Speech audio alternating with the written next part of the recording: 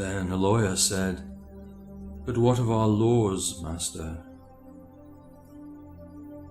And he answered, "You delight in laying down laws, yet you delight more in breaking them.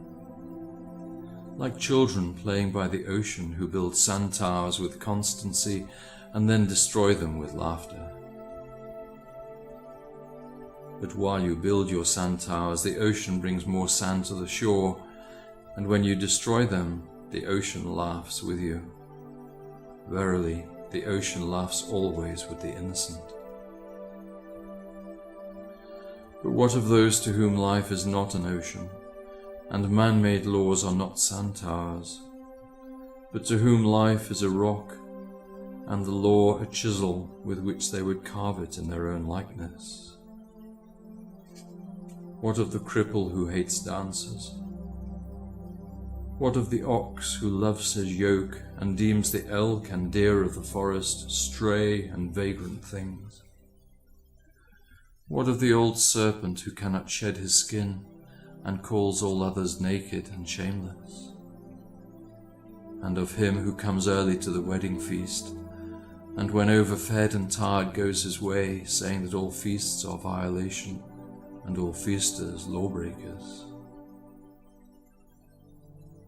What shall I say of these, say that they too stand in the sunlight, but with their backs to the sun? They see only their shadows, and their shadows are their laws. And what is the sun to them but a caster of shadows? And what is it to acknowledge the laws but to stoop down and trace their shadows upon the earth? But you who walk facing the sun, what images drawn on the earth can hold you? You who travel with the wind, what weather vane shall direct your course? What man's laws shall bind you if you break your yoke but upon no man's prison door? What laws shall you fear if you dance but stumble against no man's iron chains?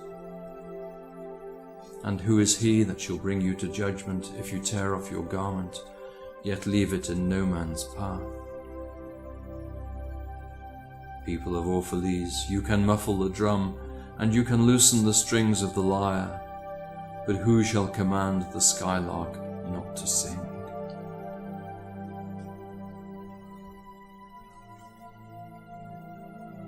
And an orator said, "Speak to us of freedom."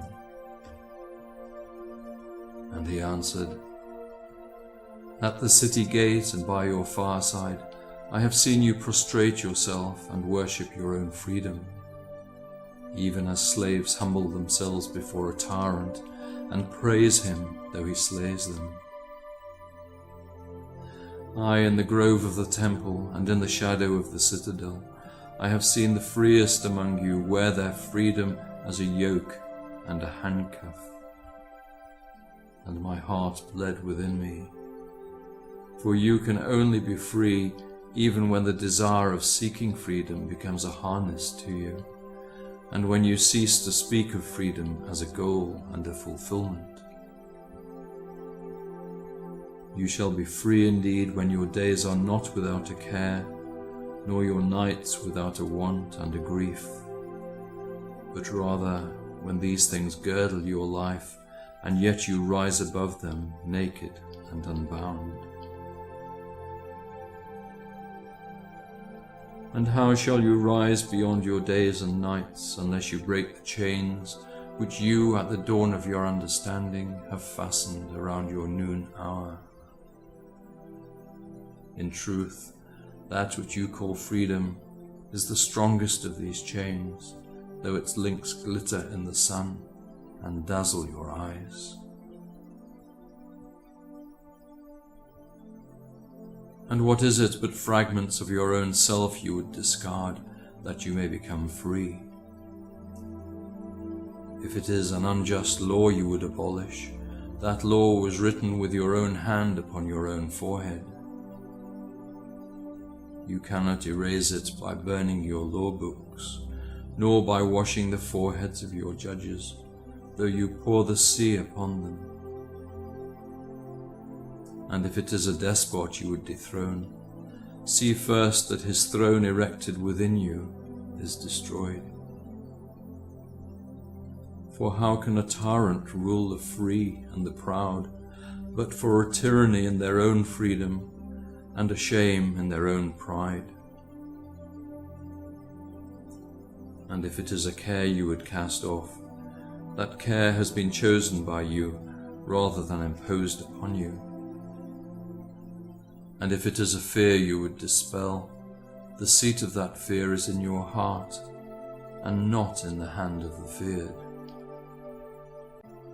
Verily, all things move within your being in constant half-embrace, the desired and the dreaded, the repugnant and the cherished, the pursued and that which you would escape. These things move within you as lights and shadows in pairs that cling. And when the shadow fades and is no more, the light that lingers becomes a shadow to another light. And thus your freedom, when it loses its fetters, becomes itself the fetter of a greater freedom. And the priestess spoke again and said, Speak to us of reason and passion. And he answered, saying, Your soul is oftentimes a battlefield, upon which your reason and your judgment wage war against your passion and your appetite. Would that I could be the peacemaker in your soul, that I might turn the discord and the rivalry of your elements into oneness and melody.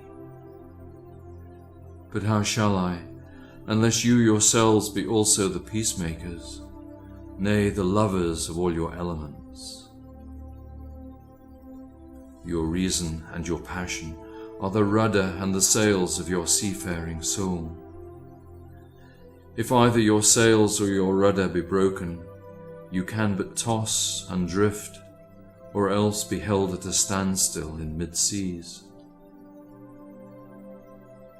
For reason, ruling alone, is a force confining, and passion, unattended, is a flame that burns to its own destruction.